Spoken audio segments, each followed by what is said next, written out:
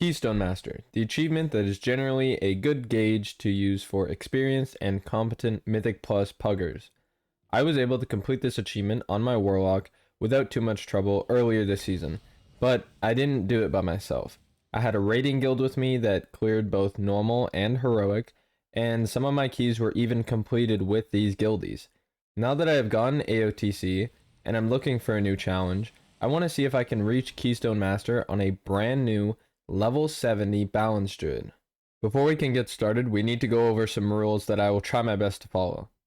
No guild or help from any of my friends. No gold unless I gained it after reaching level 70. My raider.io is not going to be linked to my main character. And the final thing is just a quick side note that with the new upgrade system, you do get an account-wide discount when it comes to the flight stones and crests. Sadly, I can't do anything about this to stop it, other than buying a new account, which maybe if this series gets enough support, then I would consider doing if I do it maybe next season or something like that. I'm not sure how long this series will be. It might be very slow, it might be very fast. I will go over some of the reasons why I landed on the balance druid, but if I decide to do this next season again, I might end up doing a poll so that you guys can pick which class and spec I have to play. So I went with Balance Druid because Balance Druids are currently a good class that doesn't have Bloodlust, so I should get around the middle of the ground treatment whenever I sign up for a group. I enjoy casters, and I feel like Boomy was similar to my Warlock main while still being a nice change of pace. Boomy usually performs well in AoE situations, so that's perfect for Mythic Plus. And on top of that, Boomkin is blessed with lots of different unique utility that I feel like has a high skill cap, and this should make it less likely for me to feel like I can't have a real impact in my keys. But before we can do literally anything, we have to be level 70, so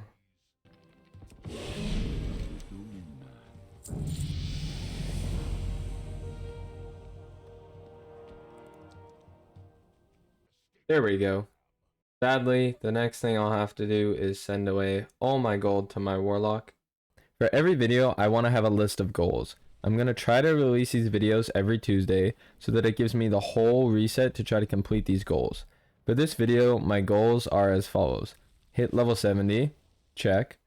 Go over my talents, go through my dungeon journal for weekly quests or events, complete a Fyarrak Assault, complete some of the Zaralek Caverns campaign questline to get some easy catch-up gear.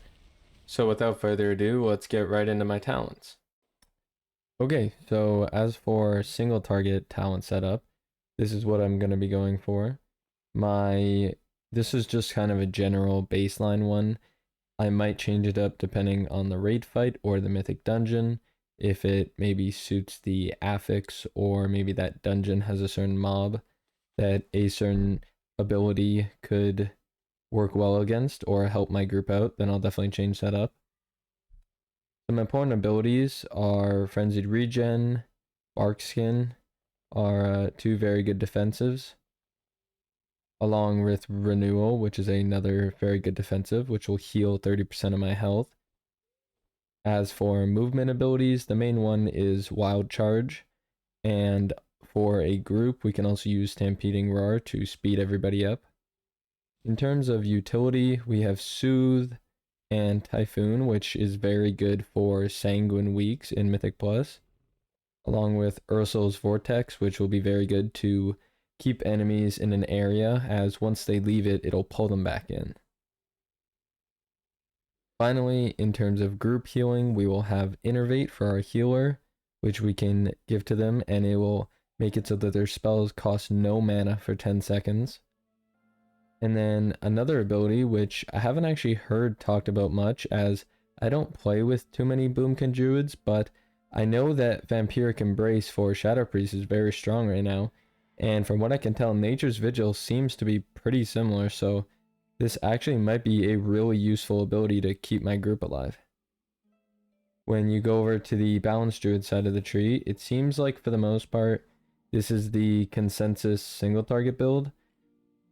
In general, usually the Balanced Druid part of it versus the Druid part tends to change a lot more, you know, patch to patch, expansion to expansion. So I don't know very much about most of these abilities just because a lot of these effects or passive effects change or are new to Dragonflight. So I'll basically, if you're not a druid player or a balanced druid player, you'll be learning just about as much as I will as this series goes on. So now let's switch over to our AoE or Mythic Plus build. I find having a single target, a cleave, and a Mythic Plus build is usually the best thing. Not all classes have talents that are better for cleave. Sometimes you only have single target and AoE. But for in general in Aberrus, I feel like single target is usually the right call. This raid, more so than ever before in my opinion, is very, very single target based. And AoE is definitely a little bit better on maybe Echo of Neltharion or Sarkareth, while Cleave is pretty good for the Amalgamation Chamber. So as for the AoE build, we have Starfall, and other than that, it's very similar. I kept my utility the same, although this, like I said, will definitely depend on the dungeon. As for our cooldowns, we still have Incarnation, we still have Fury of Elune, so if you guys have any questions about talents or anything like that, especially as the series goes on and I learn more about Boomkin, then don't be afraid to leave a question down in the comments down below. Now that we're done going over the talents, I just want to quickly show you guys my character's item level, just so that we can kind of compare episode to episode and by the end of this challenge. When it comes to our dungeon journal, there's not really many good events this week. I am going to be picking up the Fyarrak Assault quest from here, and the fighting is its own reward. But to be honest, other than that, there isn't really much, like a weekly mythic dungeon quest or a time walking quest. Regardless, we'll just have to make do with what's going on this week anyway, and try to get as much gear as possible. Now on to do some Fyarrak Assaults. Now we have to do the incredibly complicated process of flying over to the specific zone where the Fyarrak Assault is happening. In this case, it was the Onaran Plains. So as you can see, basically right as we landed, the first elite that we killed managed to drop us a pair of shoulders. Then after that, we managed to get an offhand from a quest. And then we got a pretty good belt when we opened up the ever-burning chest. And finally, once Fyarrak's disciple got there, we managed to kill him and get a haste mastery necklace, which is amazing. After that, it was on to the world boss that is in the Dragon Isles. Sadly, we also didn't get any loot from this either. Now that we got all of our weekly stuff out of the way, we can head into the Zaralek Caverns and start the quest line.